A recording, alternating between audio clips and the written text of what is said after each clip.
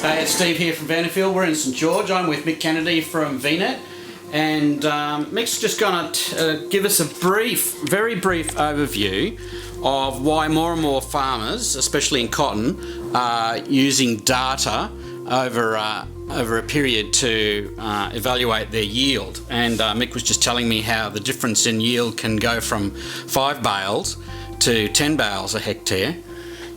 Tell us a little bit about this graph we're looking at here, Mick. Well, just looking at some yield data here, and what we're seeing when you're seeing a high yielding area, I don't know if you can see that cursor. See a much higher yielding area here than it is here. But the other thing we're noticing is that it's basically there seems to be a line across the field, in all these areas, and not so much up here.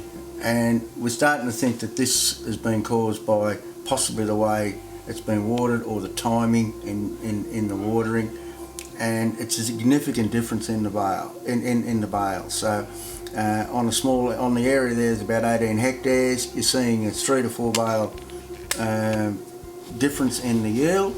So simple mathematics, value of price of the cotton times the hectares times the difference, and you've got what's been lost. And a lot of it's going to come up around about this. We still need to probably, fully try and verify what's going on in ground truth, but it's looking very much to me like an irrigation timing issue, which is actually not going to cost anything to correct. Okay, show me.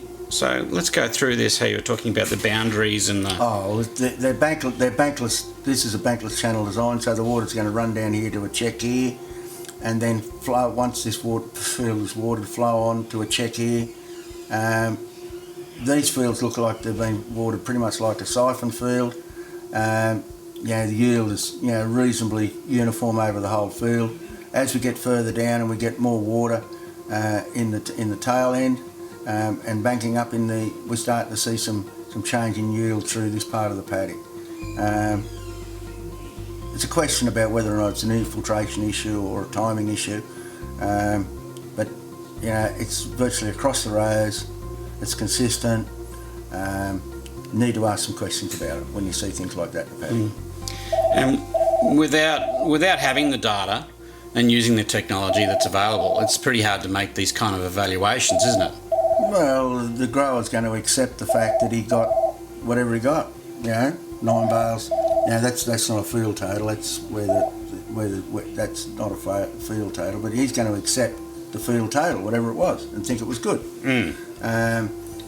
When you analyse the data and you go, well, hang on, you could have had an extra 18 bales, and just assume we could get an extra 18 bales there, and there, as a total of another 40 odd bales of cotton. Yeah.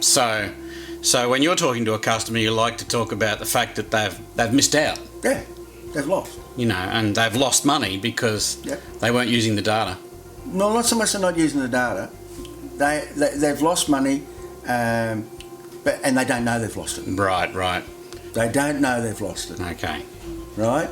They're quite prepared. They've got a crop. They think it's a great crop, and they don't even know they lost it. And they're quite prepared to accept that.